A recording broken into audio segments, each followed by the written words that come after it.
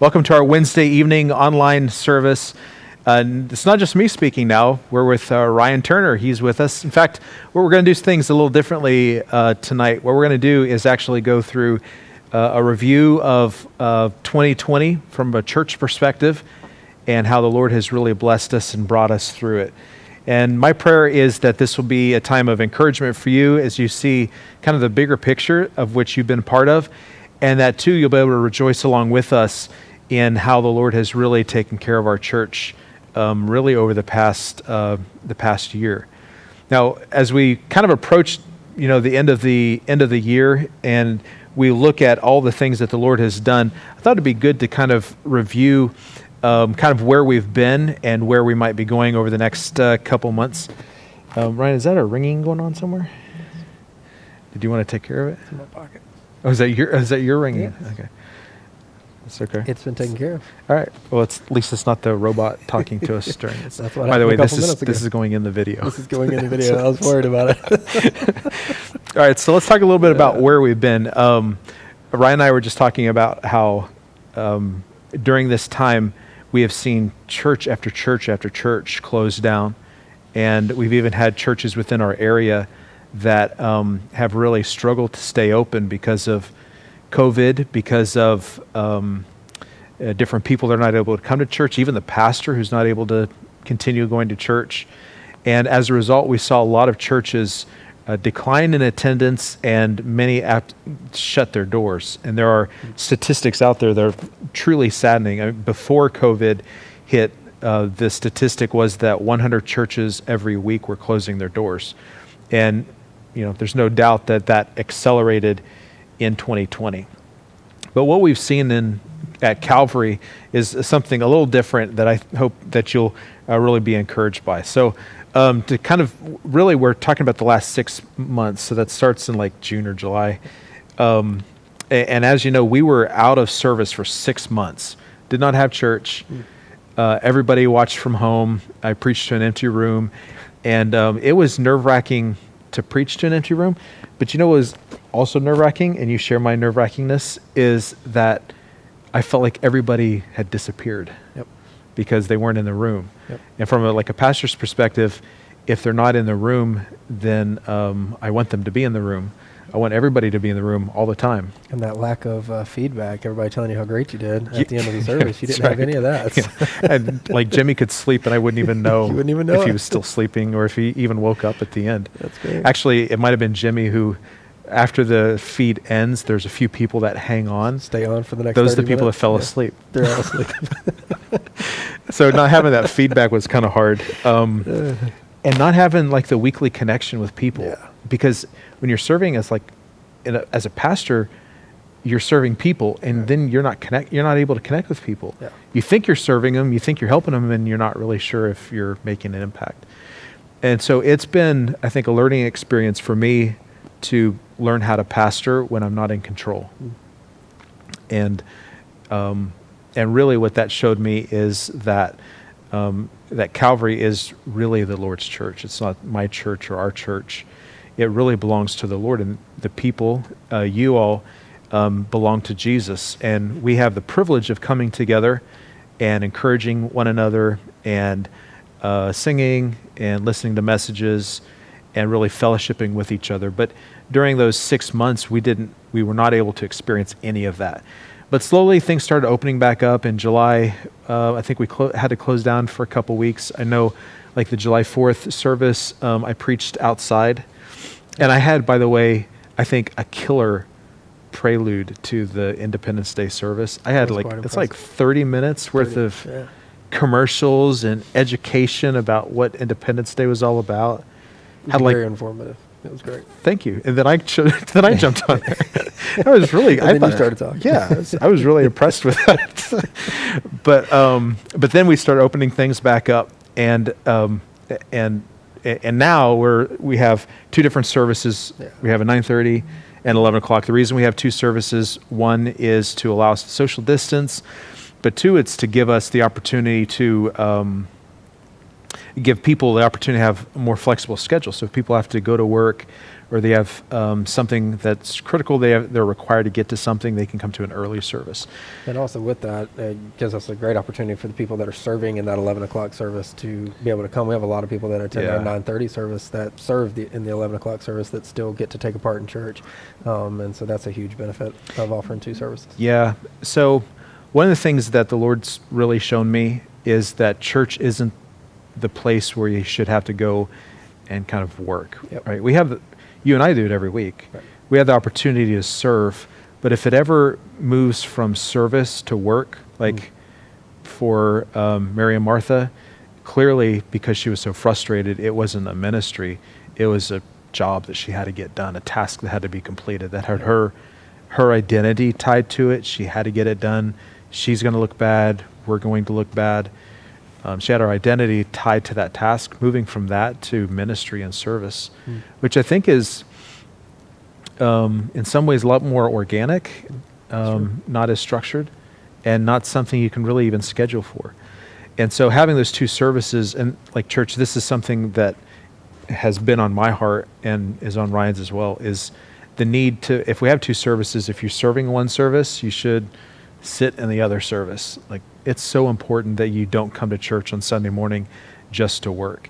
And if the only reason you go to church is to work, then we need to talk. Like, we need to say, like, that's not why you're here. That's not your purpose in life, and that's certainly not the reason we have church, so that people can work. Right. And so if we're always giving out and never having the opportunity to get fed and take in, that's a huge part to service and ministries. And no matter what ministry you're serving in, to have the opportunity to be able to pour into our kids or into our teens, or musically, or in all the different ways that there are to serve.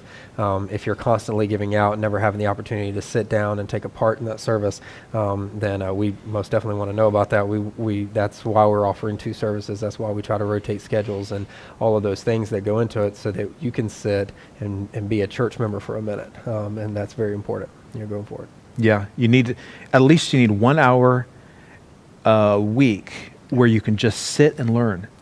If you think about it, when you're sitting in church, it's the only time in the whole week where you don't have something to do. It's 1 hour of uninterrupted quiet time. Yep. Your phone is on silent. Your kids are in the nursery. Your spouse is next to you. It's quiet, and everybody is listening to the same thing. That doesn't, like, even in our homes, like one kid's on a device, one's on a TV, mom and dad are on other devices. It's the one time in our week where we get together and listen to the same thing and have God feed us. Absolutely. It's pretty important. Yep. And so it's important, church, that you stay connected. We have these 2 services, 9:30 and 11. If you're working in one, make sure that you're sitting in the other service, so that you're learning and growing and that you're getting encouraged yourself. And so we have these 2 services. And the funny thing is, before COVID, we were the auditorium was maxed out, and overflow was pretty much maxed out too. And that was with people like sitting cheek to cheek. I can't imagine us ever going back to that. We'll be back there anytime soon. Doesn't sound hygienic.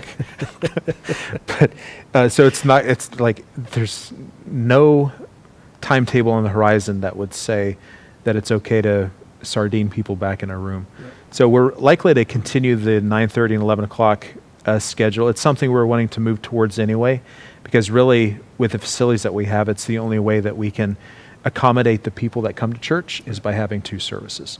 And so now we have to talk a little bit about the schedule, because the 11 o'clock service is really packed, and the 9:30 service isn't as packed. Right. I think based on my calculations, the 9:30 service is about 30% of the 11 o'clock service. And so if maybe you're reluctant to come back to church, or you come at the 11 o'clock hour and you feel kind of nervous with how tight you are with other people, or how you're having to brush shoulders with lots of people, I'd encourage you to come to the 9:30 service, because it's not as full. You'll be able to sit anywhere you want, and definitely be able to social distance. So when I think about how we needed to move to 2 services, how COVID made us move to 2 services, and now looking into 2021, I think we'll probably continue the 2 service model. Yeah. I think it's helpful. I mean, I think it's a really good, It good is. way to And plus, do it. you get the 9:30 service to try out all your jokes and Yeah, see if right. they're going to be funny for the 11 o'clock service. Yeah, for so when I'm- there's more people, so it's good. I mentioned a brand of eggnog the last couple weeks ago. Yeah. And then after after I mentioned the brand, someone came up to me and said what the association of that brand was. And so the second service, I made sure not to mention the brand. It's Trial and error. embarrassing. It's good. I was See, wondering why everyone if you come like to the 9:30 service, you get all of the unedited cuts. Like Oh, it's just straight in It's line too bad. at 9:30. So those poor people. everything's filtered by the time they get to 11 o'clock It was service. like if I would have said that in the 11 o'clock service, the gasp would have come through the YouTube. Everybody would have heard it. But the 9:30 service, the gasp was, 30%. 30% loud. So it didn't pick up on YouTube. So try to come to every service on a Sunday morning, either 9:30 or 11. Come to a service. If you serve in one, attend the other service, because it's important that you stop and have 1 hour out of your week where you just listen and allow the Holy Spirit to work on your heart. And I think that through that, the Lord will help us as we kind of seek to know His will for what the future looks like for our church. Because as things are feeling like they're coming back to normal, they're really not. It's a completely different society. It's a different church.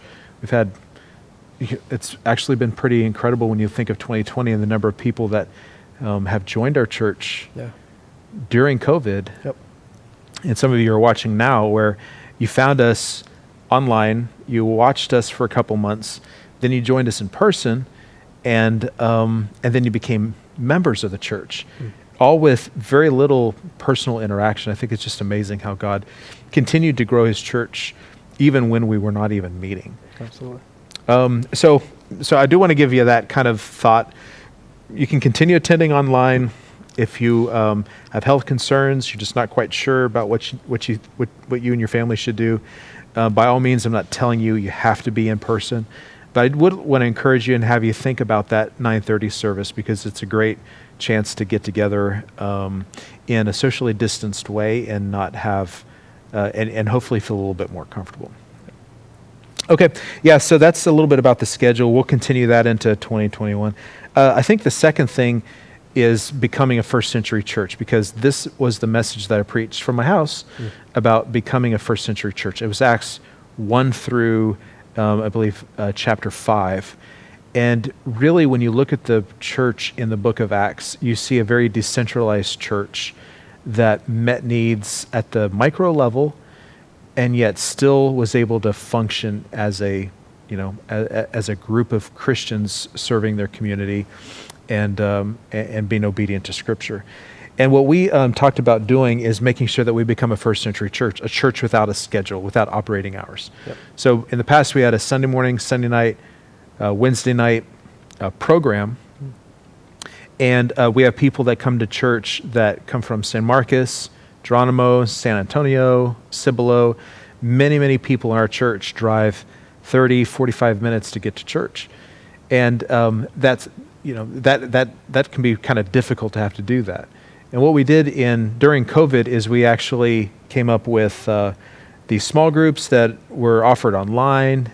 All of them were offered online, so that from the convenience of your home, you could still connect with people in the church, still grow, still learn, and do it not having to drive basically an hour and a half round trip, which I thought was kind of cool. It's been a great opportunity for us to go from having service opportunities just on Sunday and just on Wednesday to having something where people can connect almost every day of the week, which was a huge add, I believe, to our church, and making that transition to a first century church and being able to do that. Yeah, I mean, you think about it.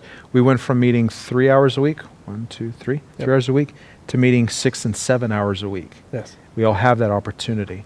And with life right now as busy as it is, it's hard to lock in that 7 o'clock time on Wednesday night or whatever that is, when you have multiple nights of the week where you can connect, engage, and be ministered to, and then, fellowship with others. That was a tremendous thing. And then, a lot of those small groups that we started during this time were, like you said, they were all virtual. They were all, online. And now to see some of those groups turn into a hybrid where you can come and meet in person and still, be virtual. Some of those groups now are meeting in person here at church. It's been a good way to connect, stay connected, and then now to, re-engage back into church. So. It just gives us flexibility, right? And, we were all kind of forced to use Zoom and YouTube. So now our whole church, many of these folks were not very electronically inclined.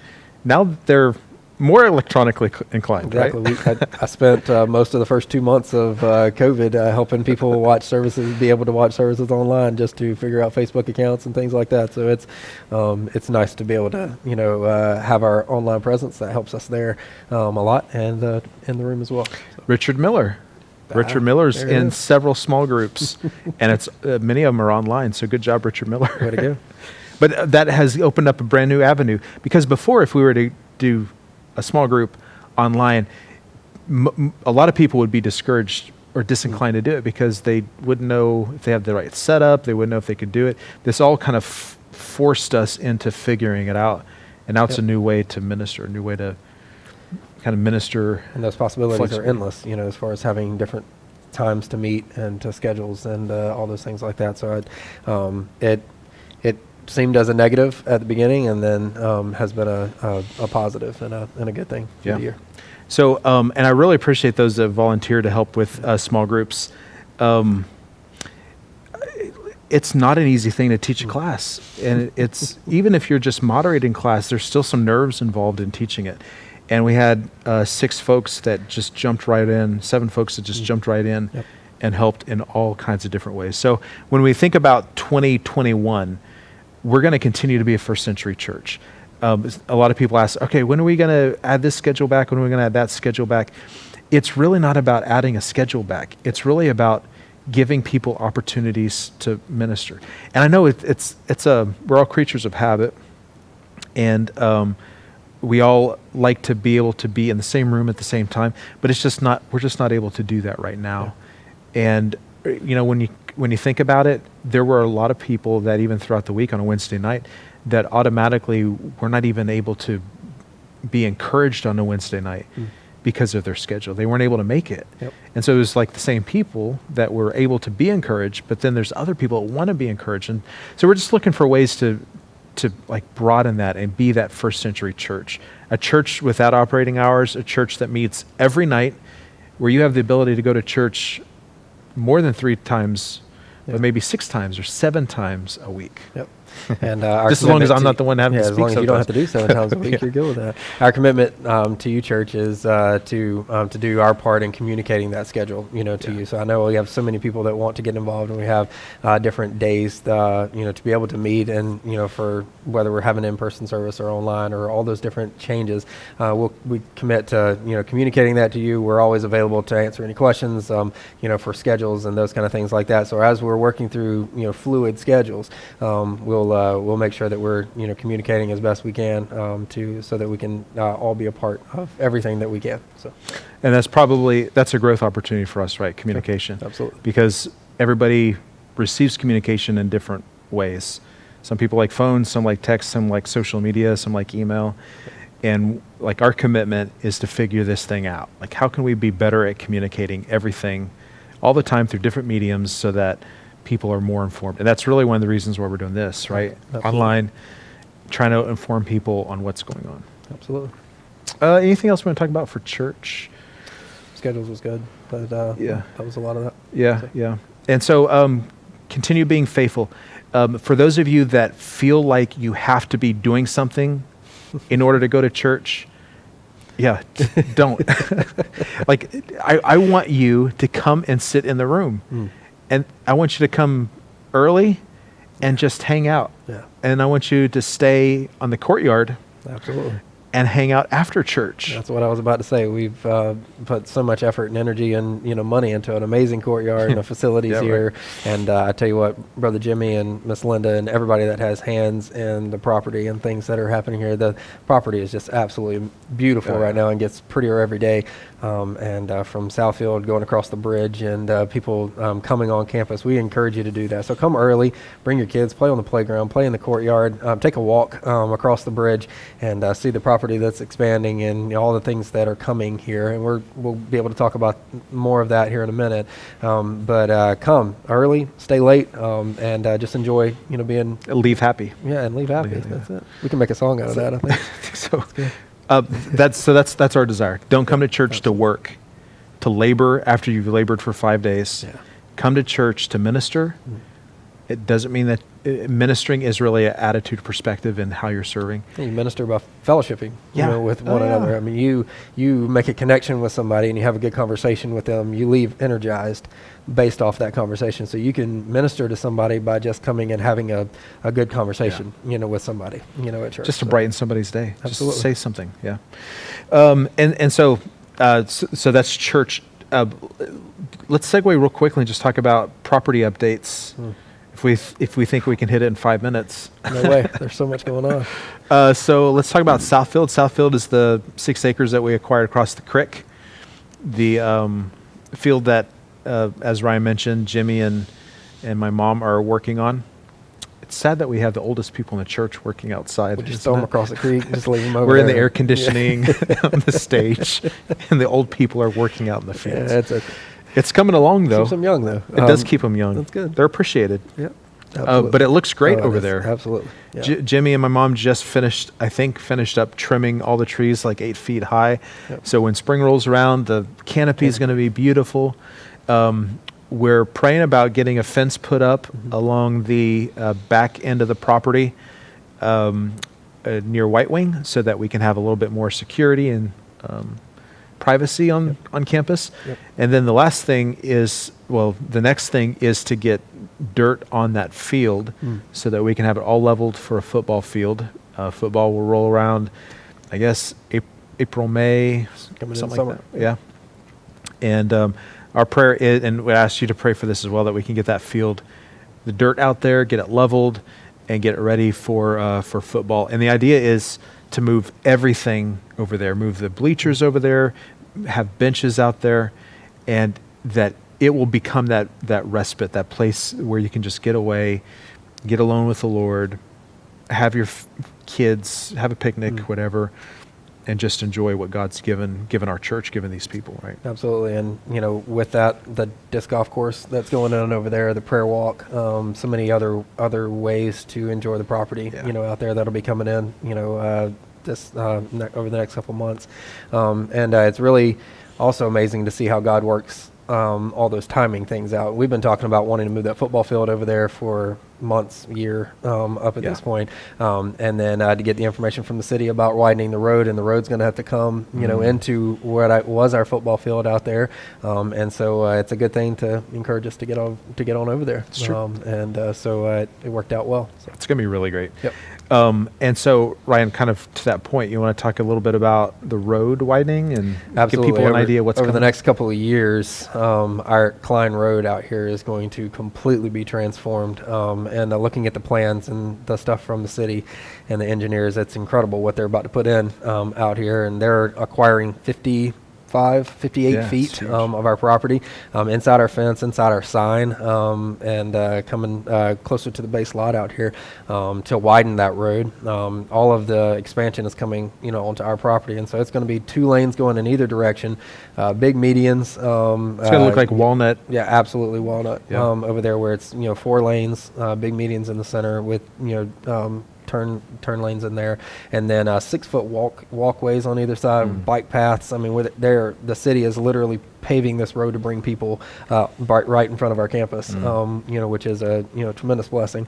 So with that, over the next couple of years, how long this project is going to take, this whole place out here will be transformed and given a whole lot easier ways to drive on and off campus, potentially even getting us a new entrance out there. There's so many possibilities that are in the works, and it's going to be really awesome. Yeah, I think so. They're acquiring like over 3 acres. Mm-hmm. They're going to pay the church for that and for the removal and rebuilding, replacement of all the stuff that's out there. Yep. And so Ryan's working on that proposal right now. Right. Yeah, he's throwing in the kitchen sink. We're throwing all of it is necessary, right? Absolutely. So pray about that, and know that road's going to be, in turmoil for a couple of years, and so 725, which is going to be expanding. Yeah, and soon. I think the biggest complaint we're going to have is out of your mom, where she's going to not be able to just jump across the creek to come to church. She has to drive through subdivisions and everything else, because when this happens, church, we're just letting you know, that when this road goes to expand, they're going to be replacing that bridge and putting in a big, nice bridge there, and it's going to be about a 6 to 9 months where Klein Road is not accessible, for a little while. So if we don't see your mom for 6 to 9 months, she didn't want to drive. She just didn't want to drive. She didn't want to walk. Come to work. And she didn't want to drive. That's good. As long as she keeps on cleaning and mowing. As long as she keeps okay. that side of the creek the old good, people working down there. We'll be fine. I think that's all really, there are things in the horizon, right. And we'll talk a bit about the school here in a second, but I think the Lord has put us in just an amazing place. We are in the second fastest growing town in America today, and we are smack dab in the middle of it. Like Klein Road has added 3 or 4 public schools right off of the road. Yep. And building a multi-million-dollar sports complex at the end of the road down here. TxDOT is redoing all of 725 as well. I mean, literally, the city and the state are paving the roads to get people to our campus. And so it's be a great opportunity over the next couple of years for our church to continue to grow and have so many more ministry opportunities. That That's are pretty out cool. Yep. So let's talk about the school, because when we went into COVID, spring break, kids took off, and they never came back. Nope. They never came back. Like chitty chitty bang bang. They went they followed the candy guy and just never came back. And so we had to learn how to do school remotely. The good thing is, while other schools struggled, we had it down because it really is already part of our hybrid model where we have a school that's virtual and in person kind of at the same time. And so we were able to make that transition nicely, and the feedback that we got from parents is that they appreciated the work that our teachers put into making the school year successful. And from that, we learned that so many parents were even considering homeschooling their kids in the fall. And so we created 2 good programs. You want to talk about the programs real quick? Virtual Academy and Enrichment? Absolutely. But because of the incredible job our staff did ending out last school year, being forced to go virtual, and the things that we were able to learn and the positive feedback we got back from parents, there was just, it was a completely different approach than a lot of people had with school, ending out the last school year. And their reports were great. And so we had a lot of requests to be able to continue doing that, even when we found out we were able to open school in person, come in August. And so we were able to, still have traditional school where we're here, 8 to 3, but then able to open up a completely different program, our virtual academy, and so learning and taking the principles that we, gained from last semester from spring break on, and then apply that to our entire school year. And so we made that program has just been a tremendous asset to a lot of people, not only our school families, but in the community and homeschool families as well, where a homeschool parent sitting there and has no idea how to bite off the entire chunk of a school year and try to how to make that work. With the hire of Mr. Mack, I mean he's been a tremendous blessing.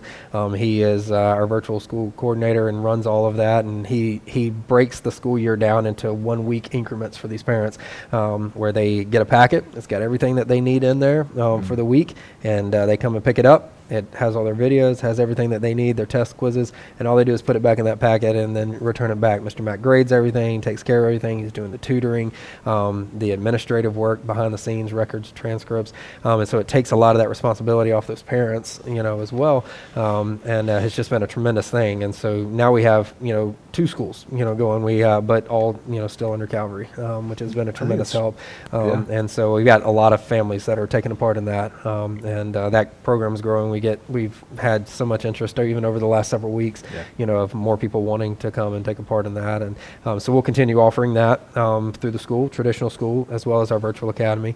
And then, another set of programs out of that is, what my wife is able to help us do with our enrichment classes.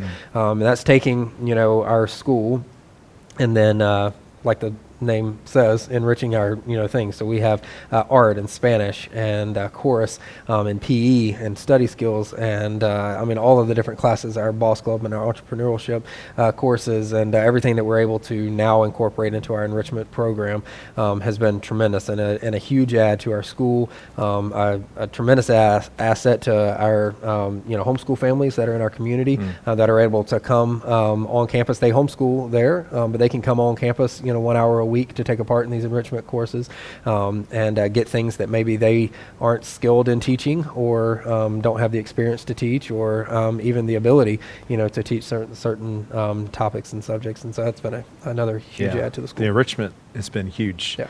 Like it just adds a new layer of interaction for the kids, growth opportunities, because every one of us want our kids to learn new things, and having that tactile ability to do physical education and art and things like that, I think has been great. I mean, your wife's done a great job with that, and it has been the thing that many parents ask about, and they just get really excited about it. Absolutely. Because it's not just for the kids that come on campus, right. But we also provide this for homeschooling families who want their kids to get out of the house and go to chapel, get in PE, and go through some of these enrichment courses. Yeah, absolutely. And, and that's been a whole nother ministry opportunity for us as a school and a church to minister to some of these homeschool families that we wouldn't have a connection with, any other time. And so we're able to have their kids on campus for an hour, every day and teach them Spanish and teach them art and the history of art and some of these life skill classes and the things that we're able to do, and then get them, here for chapel,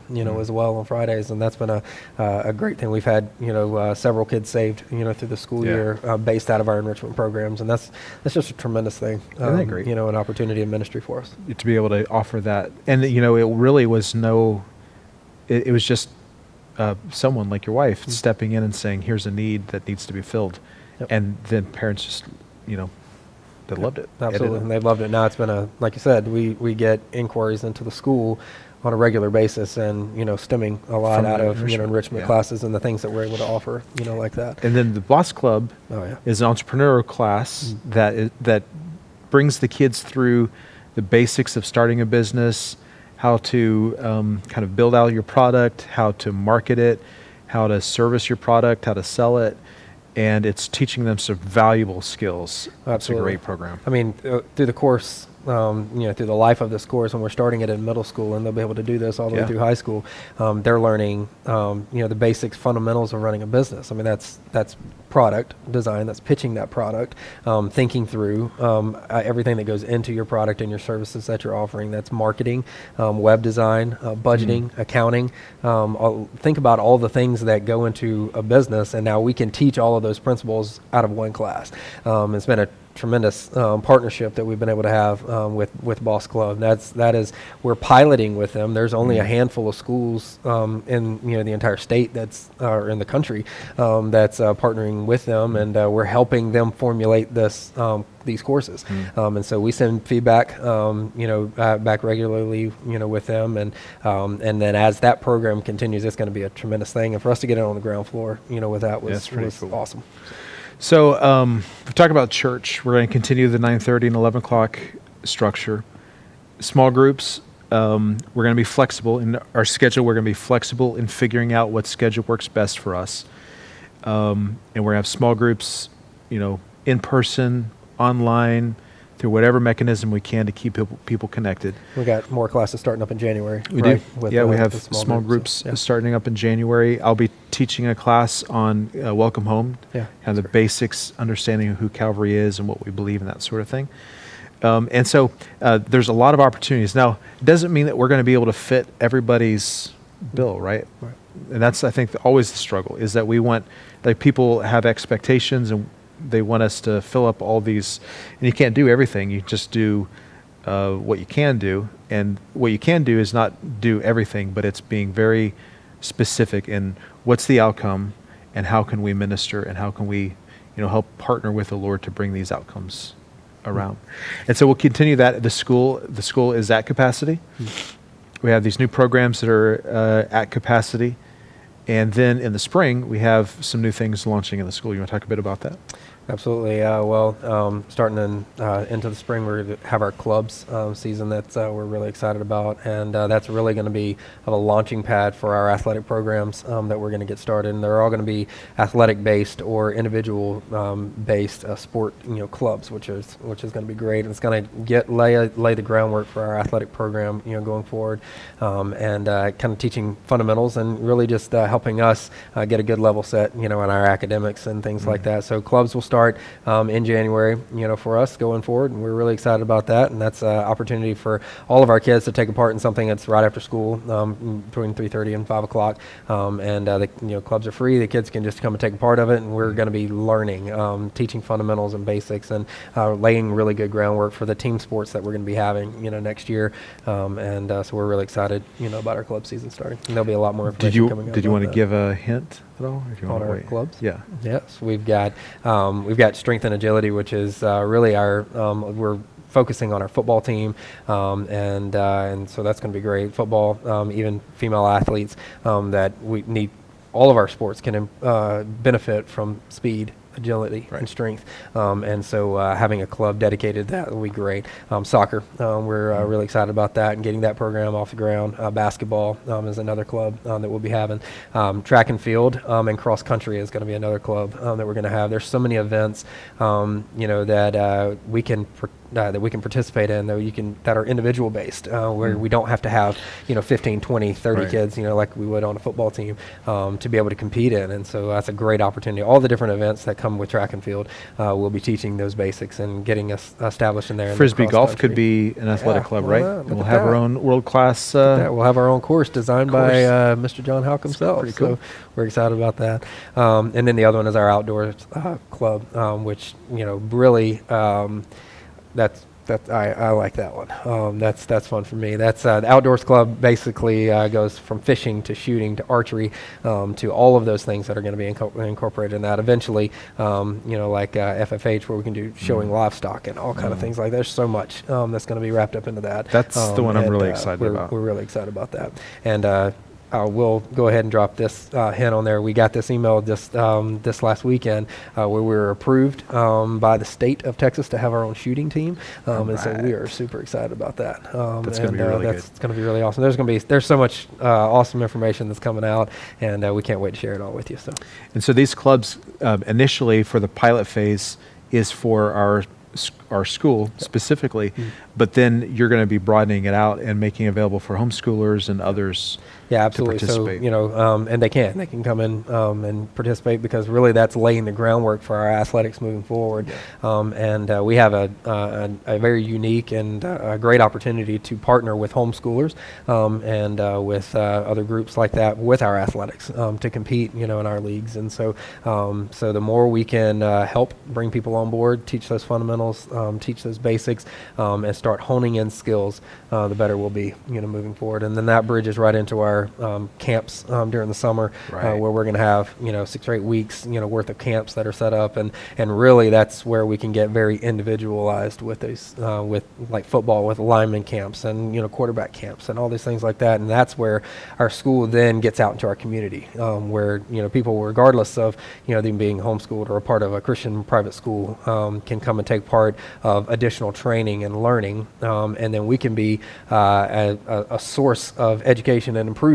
for all kind of athletics. And it's not just athletic clubs, and camps that are going to be happening during the summer. I mean, the list of camps it's huge. Yeah. And if you have experience running a camp, maybe in a particular skill set, get with Ryan Absolutely. as they build this out. I think that'll fit. We've got a list of close to 400 camps that we're pitching around, and so if you would like to lead one of those camps, please come to see me. It'll be a great opportunity for you to make a little bit of money, and an opportunity to get people on our campus and to help teach whatever these things. I mean, we're gonna have Lego camps. I mean, how cool is that? Cool. Get to go to a camp for a full week and learn how to learn with Legos. I know Jackson will be all about that one, and so there's the camps are gonna be awesome, during the summer. And so if you're interested in helping with that, please let me know. That'd be great. When you think about it, we're talked about being a first century church without office hours. Yeah. And now through these athletic clubs and partnering with homeschoolers and parents in our school, we're becoming a church and a school that is constantly outreaching beyond our fence. Yeah. We're bringing our community on campus. Absolutely. We've done this already with enrichment and with our school. We've seen some of those families that attend the school come to church. Absolutely. And that's what we're what building we love that to muscle memory, through our enrichment courses and through our virtual academy. And so now to be able to take that a step further with clubs, camps, and our athletic program is going to be a tremendous thing for our school, and we're really excited about it. Yeah. If you look back in 2020, it was a year of, I guess unique is probably the best way to describe it. Yeah, absolutely. 6 months of not meeting, but 6 months where the Lord continued to provide financially, where our church family remained faithful online or faithful however they could. And now we have this mixture of 9:30 and 11 o'clock. Our church folks are being flexible and they're figuring it out. And with small groups meeting online and in person. And as a result, and then you tie in the school, with the school just growing and being at max capacity with all these new programs. And you think about the opportunities, like we had Trunk or Treat with the Jeeps, where we had nearly 1,000 people on campus through that, and other ministry opportunities.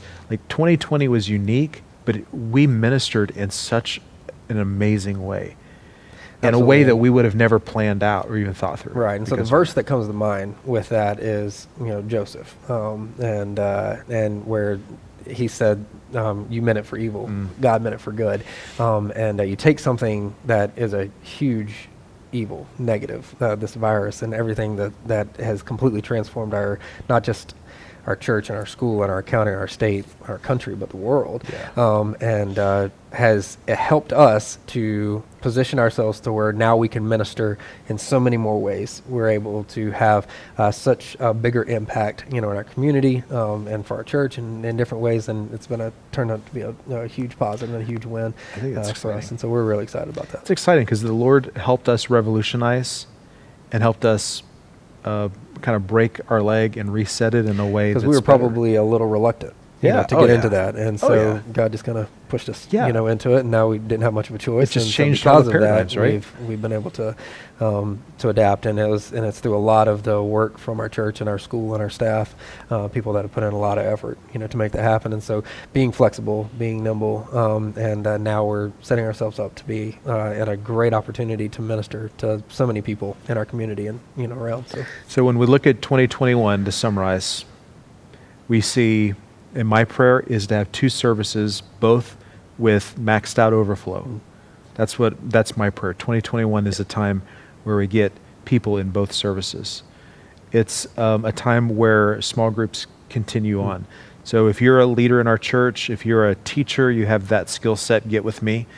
Because what we want to do is develop a program through our small groups that help people grow in understanding the Bible in theological depth, but also in practical ways, which many of our small groups in the fall were addressed, very practical ways in which they can grow in the Lord. And then through our school and through the many different outreaches that our school has and the way we're doing that and partnering that with the church, I think 2021 is going to build off of 2020, and I think we're going to have more momentum as a result. And I think we're going to see God continue to bless our church in the middle of the fastest growing region in the country. And using everything that we were able to gain from 2020 as a launching pad for everything that we're doing going forward is going to be a lot of fun. Pretty exciting. So, church, I think that's about it. You might have put some questions in the comments below. We're answering those in real time. And if you have any other questions, you can just, of course, email me and Ryan, and we can let you know. And also tell us if this was helpful, if this format was good for you to be able to watch it on Facebook and YouTube, and what else you'd like to see in the future, because Ryan and I, we love getting on camera, but we want to do more of it, right? One of our stretch goals is to communicate better and to communicate more. Yep, more And effectively. so sometimes that means we have to get in front of a camera and feel really if we awkward must. If we talking must. to a So the lens. takeaway for you, church, is what can you do for our church, moving forward, and it's remain faithful, continue to be here, and when we have church, when we have small groups, when we have things, get involved and connect, and let us know what we can do to better serve in those areas, and for our small groups and in church, and then I continue to be faithful and give. I know we talked about it briefly, but to come out of the last 6 or 8 months where we weren't even able to meet, really, and be here on campus, and to be able to still meet budget for this year and all the different things, that's a direct result, in our church being faithful and people giving. And so there's and as we've just barely talked about some of the details of a little bit of the details of the things that are coming in 2021. There's so many ministry opportunities and so many things that we want to do that we can go forward with, but it's all completely dependent on our church being faithful and giving and staying faithful, and so that's what we ask of you, and we know you will. So. Well, thanks for joining us for this hour of catching up with what the Lord's done in 2020 and what we might be able to do in 2021 with the Lord's direction and with your help. Continue to pray for us, support the church, and hopefully we'll see you in person this coming Sunday, which is our special family style Sunday. We'll all be in the auditorium for one service at 11 o'clock. We'll have presents for the kids. They'll come up on the platform under the tree and get some presents, open those up. We'll singing, have some reading, some poems, and it'll just be one of those great kind of heartwarming family services leading up to Christmas. Until Sunday, we will see you next time. Thank you for watching, and take care.